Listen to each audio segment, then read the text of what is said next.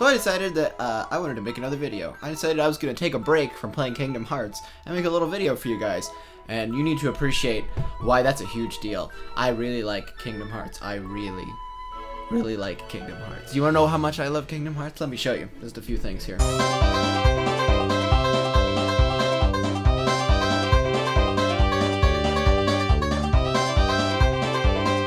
I realized that a lot of as happens to human beings, a lot of things have happened to me in my life, and that I ought to disclose them in a way that was informative and kind of useful in determining who I am, because I have a really weird long backstory, and I'm gonna do like an abridged quick version to kind of bring you up to speed to where I am, because I just want to tell you what my weird life is, because it's weird. I've had a very strange life. Where to start?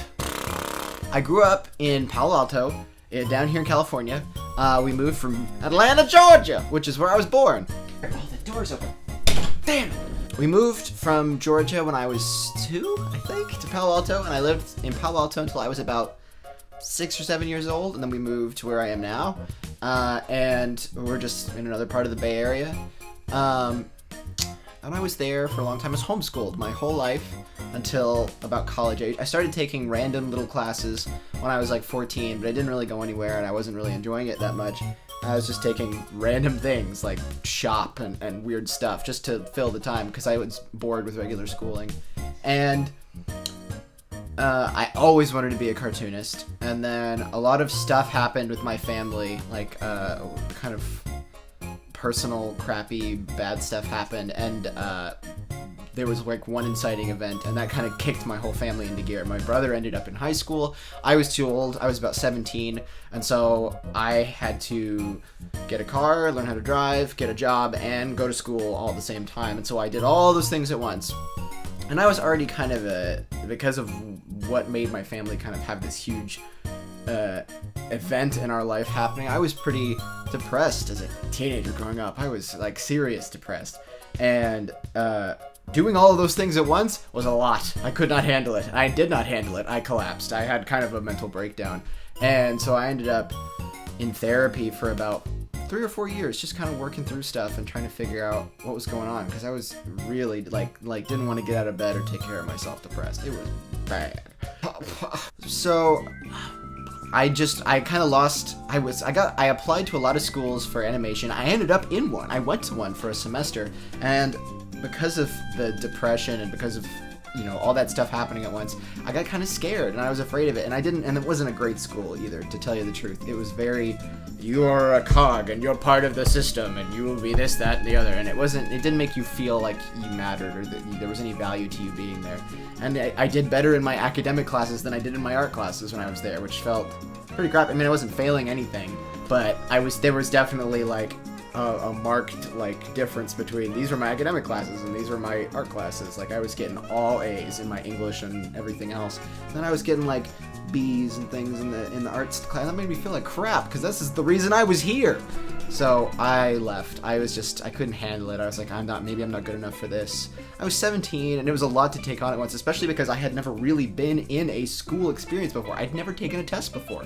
I'd never done anything like that. A way that I learned when I was homeschooled was that I moved as fast as I could, and I focused on the subjects I wanted to focus on. And we blasted through things at this like lightning speed, so I didn't have to like worry about things that didn't matter to me very much, or stuff that was kind of crappy. But I also learned better that way because I could move at my own pace, so I wasn't repetitively learning the same thing over and over and over again, which was so frustrating. And I watched a lot of my friends deal with that and get really frustrated. But as a result of that, it made going to school, and has always made going to school, very difficult for me because it's an environment that I'm not particularly accustomed to.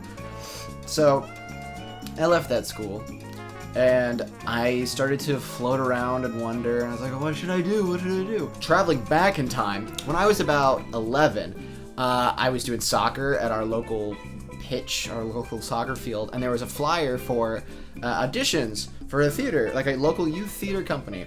And my mom was like, you should do that. And I was like, all right, whatever, I don't care. I was 11. I didn't have any kind of strong opinions. So I just went, and I got in.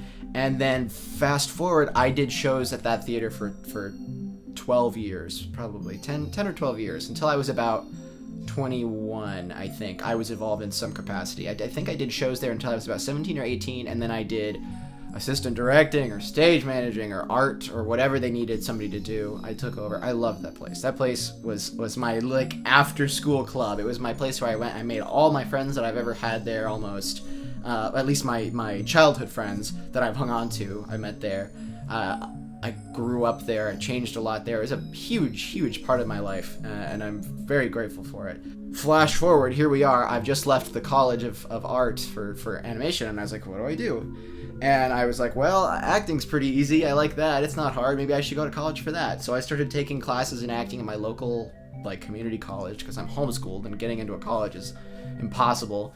And somebody there said, you should go to this place. And it was this college on the Central Coast called PCPA. And they were like, you should go there. I have never met a working male actor that graduated from there that isn't working all the time. PCPA students have a great reputation. You'll love it. And I was like, all right.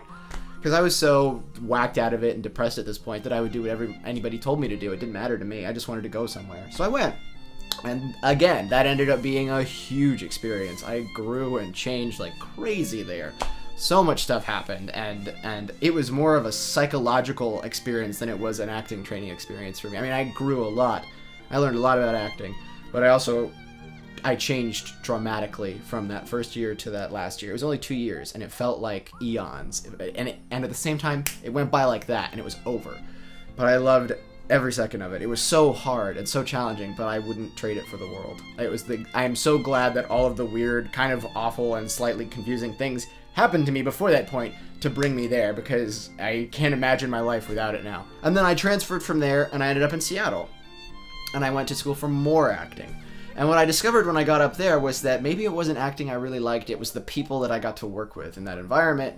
And I got really lucky, and I worked with a lot of really great people when I was at LAYT and at PCPA. The LAYT is the youth theater, PCPA is the college. And then at this new place, I discovered that there were some really not nice people, and that when the experience itself wasn't awesome, it was really hard for me to have the self-motivation to get through it. And I was like, man, I think I should be able to get through this if I really loved what I was doing. So we got a huge break for Christmas time, and it was the longest time to think about something you didn't like doing. And I went home, and I think Frozen had just come out at that point. And I went and saw that, and I was watching all these Hayao Miyazaki movies over the break, and I had this horrible feeling in my chest every time I watched these movies. I was like, oh god, like it was seeing your weird twin that you didn't know existed across the way from you at the mall. Your heart is my heart, and you get really confused. So I saw these movies, and it had this huge effect on me, and I was like, this is what I want to do. I don't care what it is I do, I just need to be drawing. I've been drawing since I could hold a pencil in my hand. So I just made the decision myself. I went and I bought a sketchbook and a book about how to draw on an iPad, and I drew out like a 5-year plan in about 45 minutes or something like that. I just made all these little like contingency plans for everything that could possibly happen over the next 5 years. And that's how I got on this path I'm on now, where I'm applying to schools for art and trying to make it. And that's how I am. I just want to draw. I love drawing so much, and I'm not... It's hard because you really want to compare yourself to other people, and I see the kids that have trained themselves, and they know how to use Illustrator, and they know how to do all these things. All I know how to do is use a pen and paper, and I'm kind of good with my iPad, but that's all I know how to do. I don't know how to animate. I don't know how to do all these fancy things. I don't know any of that stuff. But that's why I want to go to school, is to learn those things, and so I'm hoping I can get into a situation where I can learn those things, and if I can't, I'll find another way to do it, because I have to draw. I love drawing so much. It makes me so happy to draw. I love making comics for my friends. I love when other people light up when they see things that I've drawn for them, or of characters they know, or of my characters, or whatever it is. I just like to draw a lot. It's fun to come up with characters. It's fun to work with creative people, and I really like what animation does. I love Hayao Miyazaki. I love Avatar: The Last Airbender. I love Gravity Falls. I love everything that Disney does for the most part, and Pixar. Those are my huge idols. I love stuff like that. Gumball is a great cartoon show. I grew up with SpongeBob, and well, I didn't grow up with SpongeBob, but it was in my... I was like 10 or 12 when that came out. But Animaniacs, Earthworm Jim, Pinky and the Brain, all the stuff that was on Fox and whatever, WB in the early 90s was a huge influence on me. Some of the Nickelodeon stuff, Ariel Monsters, things like that. Love cartoons. Can't get enough of them, and I just want to be a part of it. Let me draw! Let me draw! And so that's where I am now.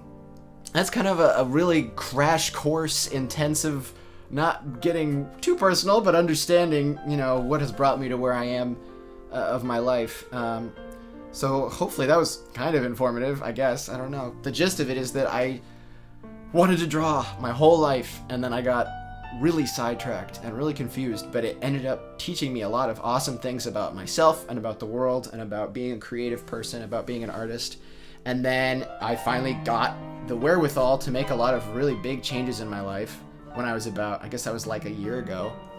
And I started exercising, and I started eating right, and I started pursuing drawing. I'd been drawing and working out and eating well for about a year now. And I've grown so much. It's weird, because if you know me in person, I don't toot my own horn. I'm very self-deprecating, very self-hating, or at least I used to be. I really used to be. And I've kind of grown out of that a little bit, but I don't recognize my drawings sometimes. I mean, they're not to the level where I want them to be yet, but sometimes I look at my drawings and I don't believe that I drew them. It's weird. A lot changed in a year, and I was about 40 pounds heavier than I am now when I graduated from the acting school, and I've lost about 40 pounds since then. And so I made all these huge dramatic changes, and it was really hard, but it was really worth it. And I am really happy with the path I'm on now. And I don't think about it or talk about it much. I'm very much in my own little world a lot of the time, and so I don't think about these things. But it's kind of nice to sit back and look at where you are in the moment and go, hey, I'm okay with this. This is a good road. There's a lot to look forward to. I saw this, there's a video on YouTube, you can find it. Maybe I'll put a link to it in the description or something. But Thurp Van Orman made this cartoon called The Misadventures of Flapjack on Cartoon Network. It's one of my absolute favorites. And he's worked on lots of other things. He worked with Pendleton Ward and Alex Hirsch and all these really great cartoonists that are working today. And talking about his life, he did an interview, and he gave kind of a similar telling his life story thing. And about halfway through, he gets to the point where he finally got to go to school. And he said, I applied to CalArts a couple of times, I didn't get in, and then I finally got in when I was about 25. And I remember, I wrote a long blog about this, but I was over there in my bed watching this video, and he said that, and I lost it. It was so heartwarming and exciting to me to hear somebody that I put so much investment in, that I value so highly and think is such an amazing artist, didn't get started until they were my age. Like, that they pursued it and they chased and they dreamed, and they weren't like all these other kids who are like 18 and are drawing for magazines and things like that, which those are the ones that scare me. And I am so mystified by their talents, and I think they're wonderful and amazing. I wish I could be as good as them. I guess the thing I always have to tell myself, I should tattoo it on my arm, is it's never too late. Just get started. It doesn't matter. Start playing piano when you're 50. Start drawing when you're 85. It doesn't matter. Start chasing your career when you're 25, like me. It doesn't matter. Where everybody else isn't important. Race yourself. I guess that's super. I didn't enter this intending to have some kind of hyper positive message, but race yourself, I guess.